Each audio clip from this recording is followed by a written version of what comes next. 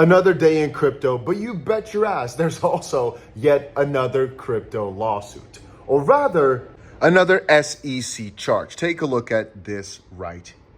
Another day in crypto, another crypto lawsuit. Today, the SEC came back with another strike at a crypto company. And I'm going to show you guys exactly what they have just done. But there's more. Gary Gensler was supposed to be... You know what? I'll tell you guys everything. Let's first cover what just now happened.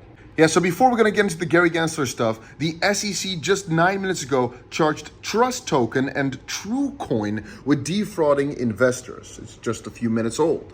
And for those of you that were not aware, if we're talking about this TrueCoin, it is the issuer of TUSD, TrueUSD, a purported stablecoin. According to the SEC's complaint filed in the U.S. District Court of the Northern District of California, TrueCoin was an issuer of TUSD and Trust Token was the developer and operator of TrueFi, a so-called lending protocol. The SEC's complaint alleges that the November 2020 until April 2023, TrueCoin and Trust Token engaged in the unregistered offer and sale of investment contracts in the form of the crypto asset TUSD and profit-making opportunities with respect to TrueUSD and TrueFi. Now, I want to make this story as short as possible. A part of what it says in here is that it basically got sold to an offshore entity and that they didn't really back it properly. It just kept getting more false and false with regards to where the funds went, and the backing was not kept. So eventually, if we look at the bottom here, without admitting or denying allegations, TrueCoin and Trust Token have agreed to settle. But take a look at the amount of money, right? It's kind of, interesting to me. Settled the SEC's charges by consenting to the entry of final judgment and joining them from violating applicable provisions of the federal security laws, and to pay civil penalties of $163,000 each. TrueCoin has agreed to pay disgorgement of $340K with prejudgment interest of $31,000. Now, I'm not so sure if I'm missing something, but they just moved like here at the somewhere at the top, somewhere here. It says, they just moved like $500 million here. They moved more than $500 million of the assets reportedly backing to a speculative fund, and a little bit afterwards it became aware of the redemption problems at the offshore fund, but continued to make false statements. So, $500 million, fine, $500,000. Now, I don't want to hate the player, and I don't think the SEC should be going for their ludicrous fines they usually go for, depending kind of who got hurt. But it's very little. Regardless, over the past few hours, a couple additional interesting things got released. First of all, 42 Congress members wrote to SEC Chair Gensler demanding him to allow banks to custody Bitcoin. Obviously, this is one of the biggest, I can see my reflection, biggest necessities for the crypto space. And the fact that Gary Gensler is against this is criminal if I think about it. But also, I'm about to show you two videos. This one right here and this one up top. You can quickly read it. The SEC commissioner says crypto should have not been called a security, which makes this whole TUSD situation kind of strange. And the states, this should have happened a long time ago. Y'all aren't bullish enough. We'll see that. And the second is U.S. Congressman Tom Emmer telling the SEC Gary Gensler, we could not have had a more historically destructive or lawless chairman of the SEC. Now, before I go too far into that, though, there's two more interesting pieces. One is this. Goldman CFO just said the Fed's jumbo interest rate cut puts the U.S. on track for a soft landing. I think that's quite peculiar. By the way, all day I've been making these charts here over on my Twitter. If you enjoy them, give them a little like. But second of all, this right here. There was supposed to be an oversight hearing tomorrow with Gary Gensler at the witness, but apparently it's been postponed.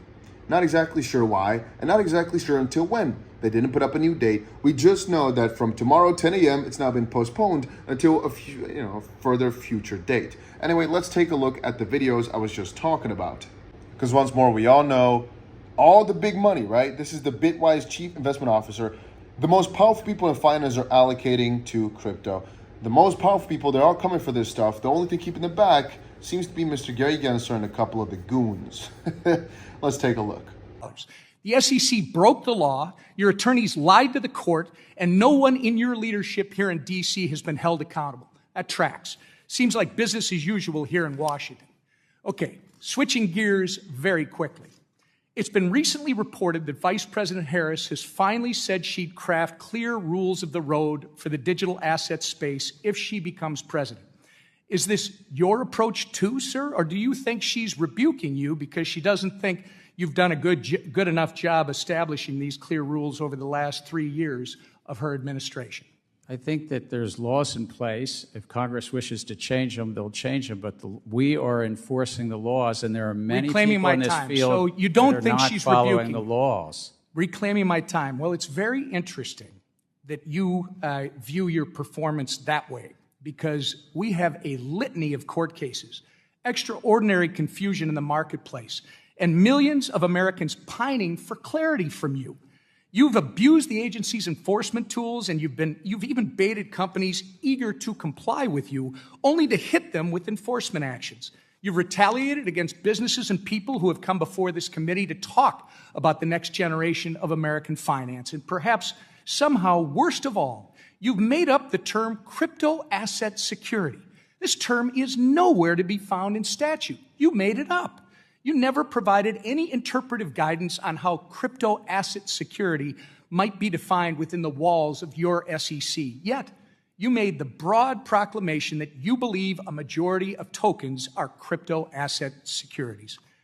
You did this, and you deliberately used this made-up term as the basis for your entire enforcement crusade over the past 3 years, only for your lawyers to retract it in a footnote to a court just last week. Your inconsistencies on this issue, sir, have set this country back. We could not have had a more historically destructive or lawless chairman of the SEC. And I yield back. And before I even show you the second video, I think every single one of you can agree to this. Gary Gensler has been one of the most inconsistent human beings out there. He's like a potato. It's never smooth. It's always like rugged and blah, blah, blah. I think what's happening is that we're trying to be ambiguous because the legal precision carries with it real implications. And this is why people have been coming to us and saying we need clarity. Is the token itself a security, or is it part of an investment contract? Is it being sold together with an investment contract? If it is, what is that investment contract, and how long does it track along with the token?